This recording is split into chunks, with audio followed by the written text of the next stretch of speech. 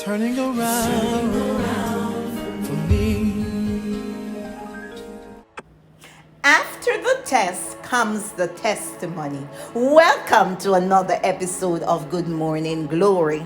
I am your host, Tanisha Nar, and today we have an award-winning best-selling author, international certified life coach, inspirational speaker, and corporate trainer, the CEO of Daye Publisher, and she has a dynamic testimony to share with you. Kingdom entrepreneurship, doing business God way. She will explain how God allowed her to leave her 9 to 5 and start her own business. We welcome Crystal Daye to Good Morning Glory. Hi, I'm Crystal Daye. I am the CEO of Daye Publishers. I am a book and monetization coach, and I help new and emerging authors to write, publish, market, and monetize their books. So that's what I do.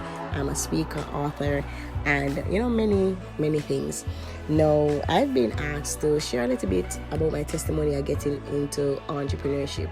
And I do pray that something that I say over the next few minutes will inspire, equip, and empower you to build a brand and business without compromising your faith. So that's my mission. I help persons to, how they can build that business God's way. Now, I tell persons that my desire for entrepreneurship, the seed was planted in grade 9. I was about 13 years old. I was doing both sciences and business. And I was introduced to the concept of entrepreneurship. And since then, I knew that I wanted to become an entrepreneur. Now, mind you, I didn't know what that would have looked like in the near future, but I knew that I wanted to do something in business. As I got older, though, I focused on accounts. And I went and did my undergrad degree in business. But the truth is, my desire to start a business kind of decreased more and more because, our society tells us that we need to get a good job. I have nobody in my family that has a business. So even though I had a degree, it didn't feel like I was able to do this. Now, fast forward to about 2015, 2016, thereabout, I felt this pull that I should be in business.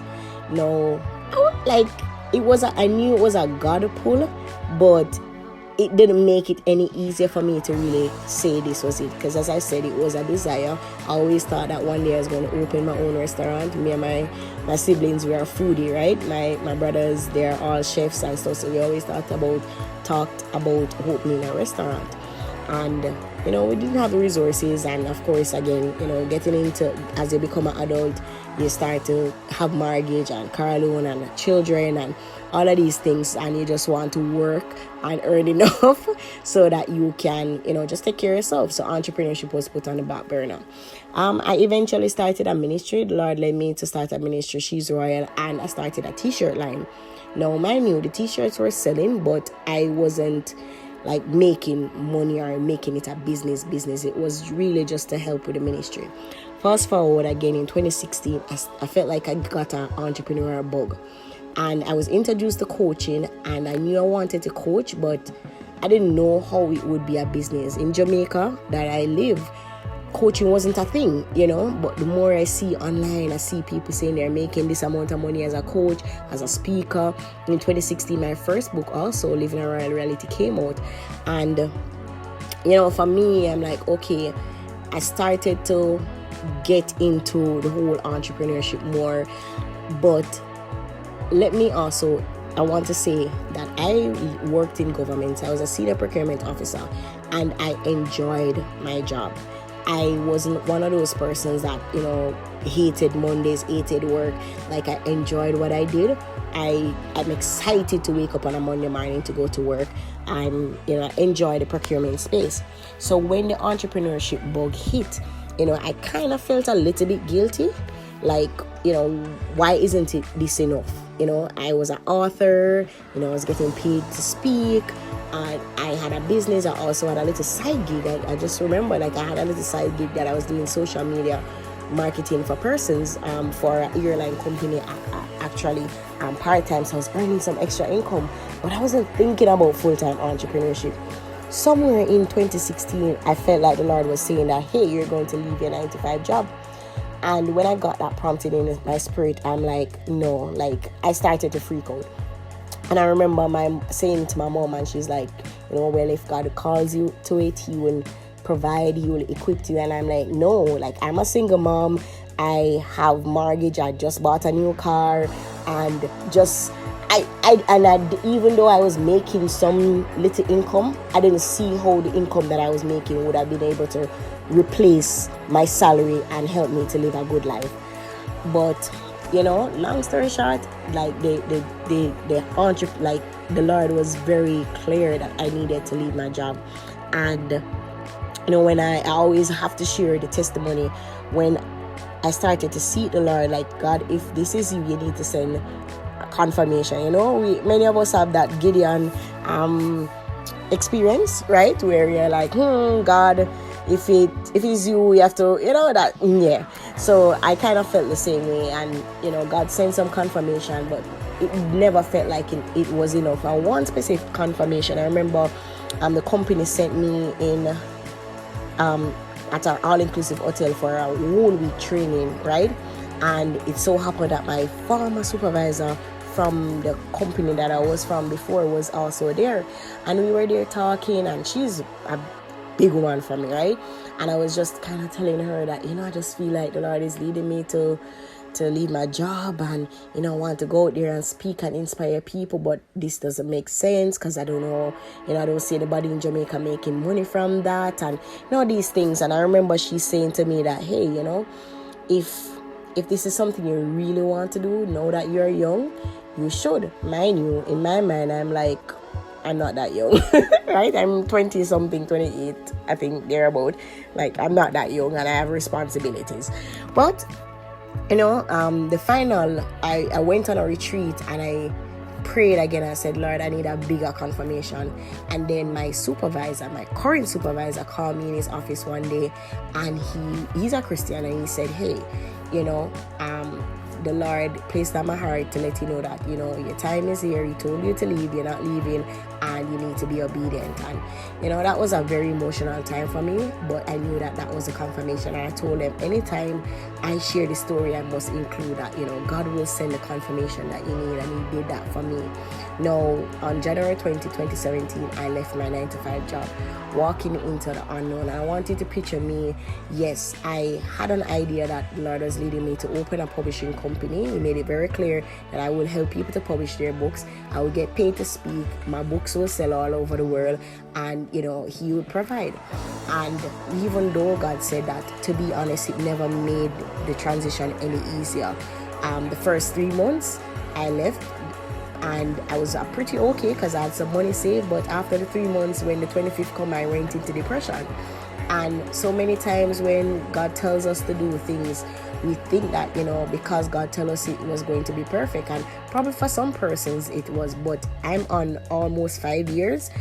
January the 20th, 2022 will be 5 years. And I'm still walking out the promises of God. I'm not seeing the fulfillment of his true abundance that I know that I can experience in my business. So as I kind of wrap up, that's a little bit about my testimony. I was asked to share about my testimony, and just some major encouragement or takeaway that I want to share with you if you're interested to start a business.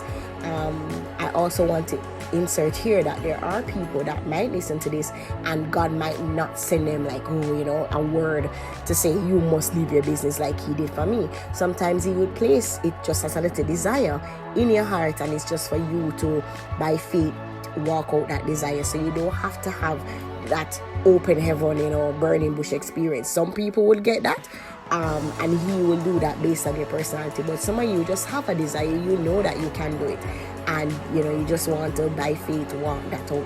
So I would say 5 lessons that I've learned as a kingdom entrepreneur. And I say kingdom entrepreneur because for me, while I operate in serving kingdom. So it's not just Christians. Yes, my primary audience is to serve believers, but I know that God has called me to make an impact in the marketplace, what we call marketplace ministry, using my gifts and talents. This is how I get paid. I want to give you a little joke. I remember it's about 2018, 2019 probably, and the business, I was struggling financially. And I remember the Lord was saying, hey, you're not, and I used to cry to go back to my 9-to-5 job, because it was, like, similar to the Israelites. They were crying to go back to Egypt, even though Egypt was in bondage. Mind you, my work was in bondage, but you get the example that I'm sharing, right?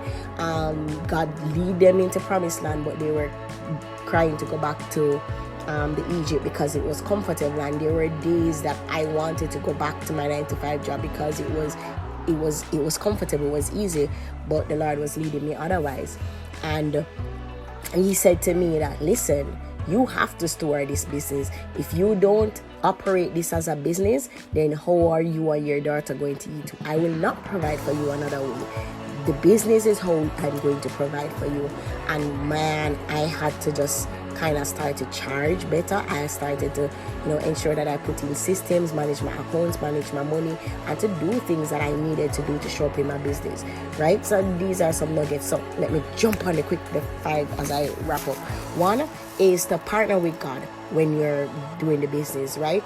As I said, this just could include just praying for your clients, praying for God's leading, just kind of just partnering with him, however that looks like for you. Number 2 is to ensure that you plan, set goals, set outcomes, know what is it that you're working for, whether an income goal, whether an impact goal, whether your branding goal, whatever it is that I want you to set goals that are in alignment to where you want to go and where your business want to go. Number 3, I would say that, do not be afraid of failure. Embrace failure as a part of the success journey. There are many programs that I've launched and nobody showed up, and then there are other programs that I launch and I get enough and I make enough money, but every time I fail at something, even though I don't like failing, can I tell you, but I've learned to go back to the drawing board. What did I do? What did I what can I improve going forward? Do I need to do more market research, etc., right? So just kind of embrace failure. It's not easy, but it's a part of the success journey. Number 4 is to get help, and getting help could mean hiring a coach. It means investing in yourself, investing in your knowledge, investing in your program, right? Like, entrepreneurship can be very lonely. One of the things I missed about having a 9-to-5, I was like a social butterfly at my jobs, right? I'm in pageants, I'm in cheerleading, I'm running at sports day, and Christmas party time, oh my god, like I bush to the bone. But when I left and I was in entrepreneurship, I was working at home, so all thing I see was my brothers and sisters all day, my parents. Of course I eventually rented an office space, and that was great for me because I was now outside the house, had clients coming in, but it was still very lonely. And it is good for me. It was good to have coaches, and not just have coaches, have like-minded community around me, people that are doing similar, that could help me and encourage me along the process, right? So invest in coaching, and I gave you a bonus for number 4B is to surround yourself with like-minded people. And number 5, I think this is probably the most important part when you think about business. 1, you are in business to serve others, right? Whatever business that you are starting, it's about providing a solution. Nobody's paying you to be a coach. Nobody's going to pay you to just be great. Right? You are great all by yourself, right?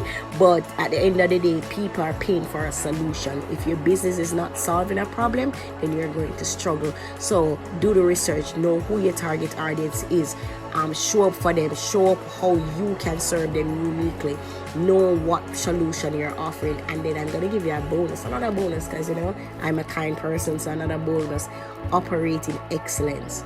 Don't try to operate in perfection. If you wait for perfection, you'll never get anything done.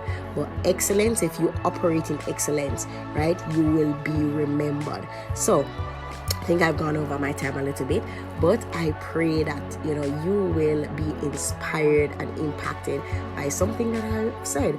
And listen, feel free to connect with me. I'm on Instagram as Crystal Daye, Crystal SDAYE, Crystal Daye. Connect with me on Instagram, connect with me on Facebook. Definitely just check me out. If you have any questions, believe me, feel free to ask.